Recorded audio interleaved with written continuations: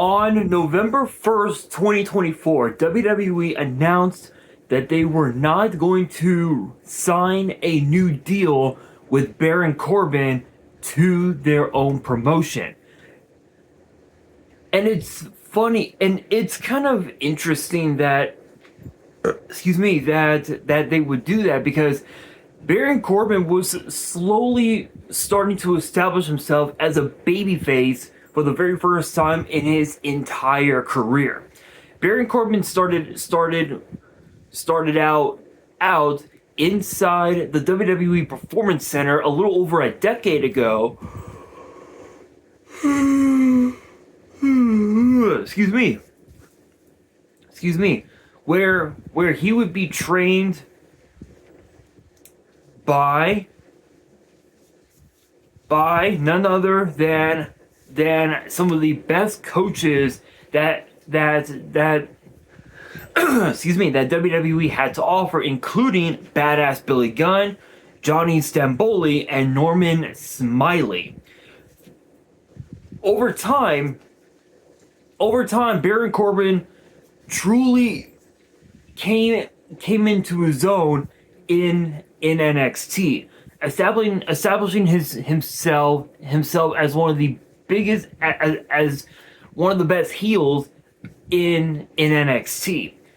One of his biggest accomplishments was being a part of WrestleMania 32 in Dallas, Texas, where he won the Andre the Giant Memorial Battle Royal, eliminating the now WWE Hall of Famer, the Big Red Machine Kane, to win the whole Battle Royal. From that point forward, he started to establish himself as a top heel, having won the Money in the Bank ladder match, cashing it in to attempt to become WWE champion, but it backfired on him, thanks in part to John Cena, and also becoming the United States champion as well. He even had a brief stint as the constable of Monday Night Raw to ensure that Kurt Angle, the general manager of Raw at the time, would know his place, if you will. And then he ultimately became the acting general manager of Monday Night Raw for several months until the end of 2018, when WWE announced that there would be no general managers, no commissioners, and that the fans were the authority. Whatever the fans wanted, that was what they were going to get. However,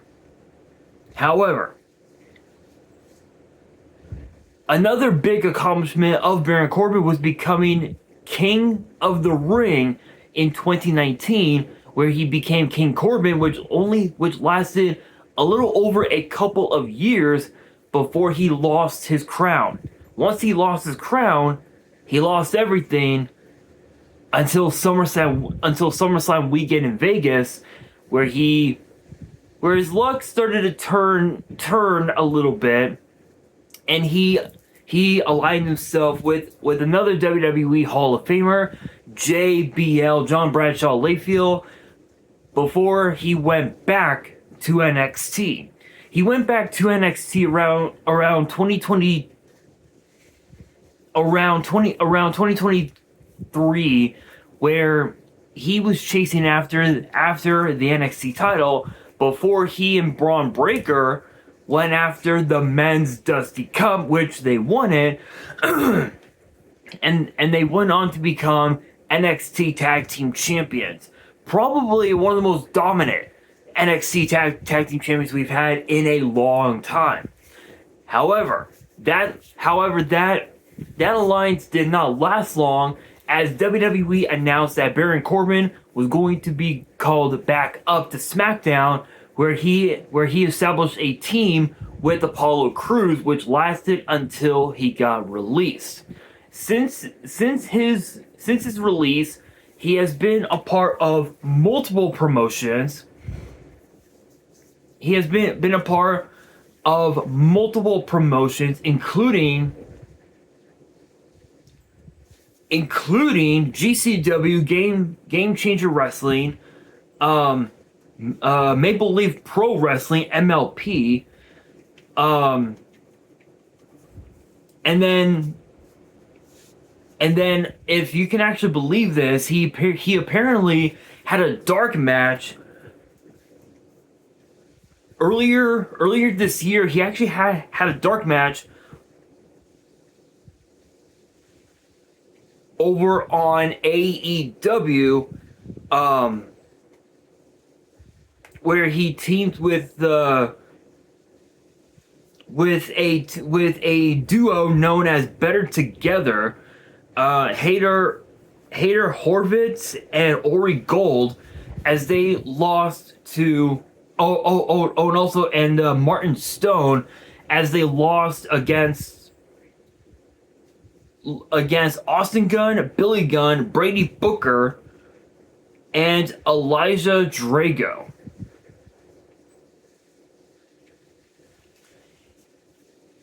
And ultimately, he ended up staying with AEW, with MLW, Major League Wrestling, where he aligned himself with Donovan Dijak. And if you guys do not remember Donovan Dijak, he basically was known as just straight up Dijak in NXT. He even also went by two other names, Dominic Dijakovic and T-Bar, if you guys remember. And apparently they went after the MLW tag team titles, where they defeated Magnus and Rugdito,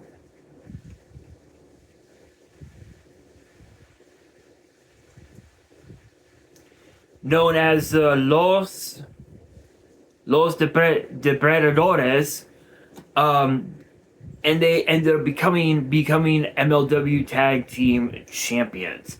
So with all of that, there has been some rumors that supposedly his time with MLW is set to expire, is set to come to an end later this year.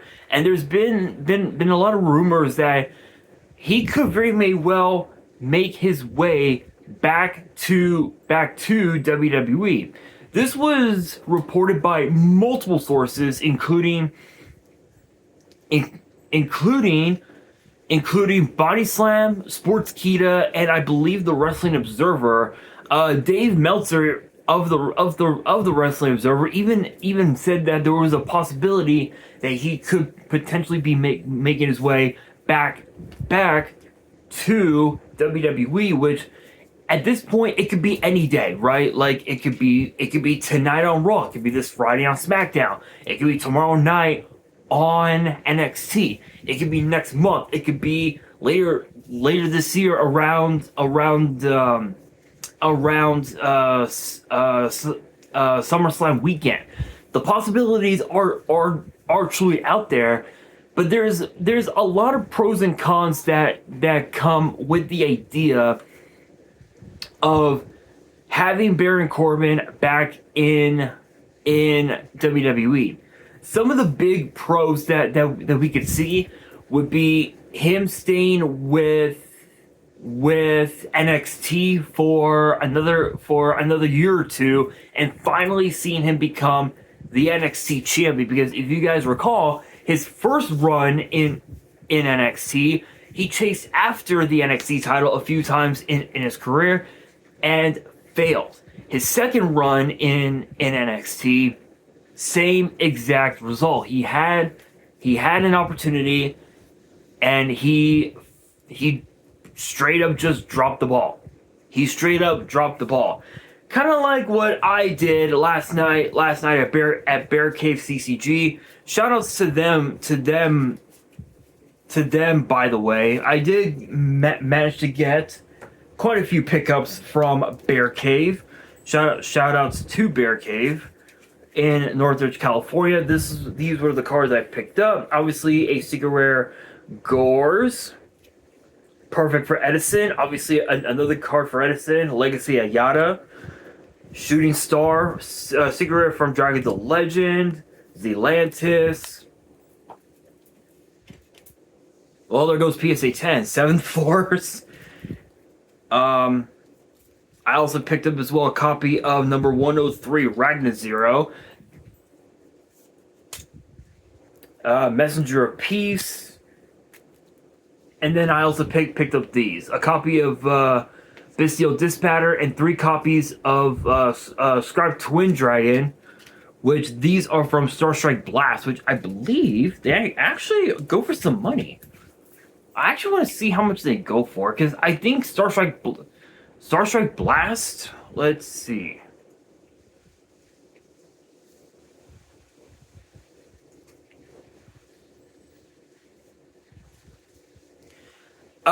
Yeah, it's not too bad. It's not too bad. A couple bucks. I think they're all first edition. Yeah, they're all 3 of them are first edition. Yeah, so they go for a couple bucks, so it's not too bad. It's not too bad. Had a rough week last week. Got into a heated argument with my grandmother over something that I never did. I don't know what the fuck it was that I did, but whatever it was, I didn't do it. And that kind of rattled me a little bit over the next few days. And then last night I ended up getting 10th place, unfortunately. So yeah, it wasn't pretty. But hopefully this week will become better, and I will top. We'll see. Again, shout outs to Bear Cave for the pickups. Can't wait to see what other new cards it will have for next week. But Corbin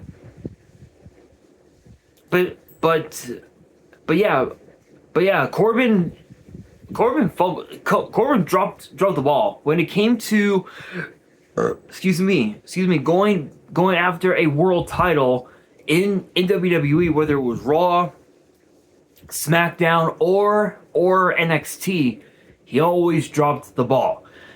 This time around, if he does come back, we could very may well see him become NXT champion if he ends up back in NXT, which honestly I'm kind of expecting it, because seeing him on the main roster, he would just end up like Matt Cardona, and just end up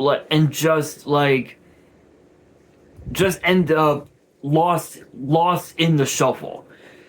And I totally understand why. And it has a lot to do with the fact that there really isn't much going on for Matt Cardona, right? Like there's nothing that Matt can do on SmackDown currently. Sure he can go after the United States title, which is currently being held by Trick Williams, but what's that gonna do if Sami Zayn is desperate to do whatever it takes to get back into the title picture, he could, it's like Matt Cardona could go after Cody Rhodes and the WWE title, but the American Nightmare is already in a league on its own. I don't think that would happen for Matt Cardona, but I think seeing Corbin on NXT will probably be better, because there is a lot that we could see Baron Corbin do. We could see him go after the NXT North American title. We could see him go after the NXT title. We could see him in TNA representing NXT, going after the X Division title, potentially the TNA International Championship, maybe go after the TNA World title as well. There's a lot of possibilities for Baron Corbin. But one of the biggest cons of seeing Corbin back in WWE is exactly what I just mentioned. Getting lost in the shuffle. What would Corbin accomplish in WWE if he got lost in the shuffle? There really isn't much that Corbin can accomplish. Yeah, sure, he could go to NXT and go after the men's speed championship, but what's that going to accomplish? In my opinion, I don't think it's going to accomplish anything, because Corbin is better suited as a world champion, and the men's speed title definitely is not it. But yeah, I think the idea of seeing Corbin back in WWE, it seems good on paper, but I think for right now, I think it's better that Baron Corbin stayed on the independent scene, because at least this way, if he were to wait another year or two, 100% Baron Corbin would definitely be a major player in WWE, and we could very may well see him become a world champion before he truly retires. Kind of like with R-Truth. There's been a lot of chatter that apparently he announced that he's going to retire before his deal with WWE comes to an end. I think this run of R-Truth is going to be the last one.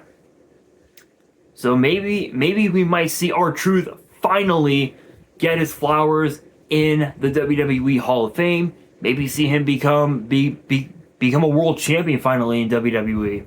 Who knows? But I do want to get your guys' opinion on the idea of seeing Corbin back in WWE. Let me know down in the comments below. And that will do it for today's video. Hopefully you guys enjoyed. If you did, make sure you guys smash that thumbs up button. If you guys are new to the channel and you guys want more WWE topic videos in the future, then be sure to subscribe to the channel, turn on the notification bell, and as always, make sure you guys are following me on all my social media. All of my ads will be in the description below, as will the info to my fan mail. It will also be in the description as well. And on that, this is your boy Nash, signing out.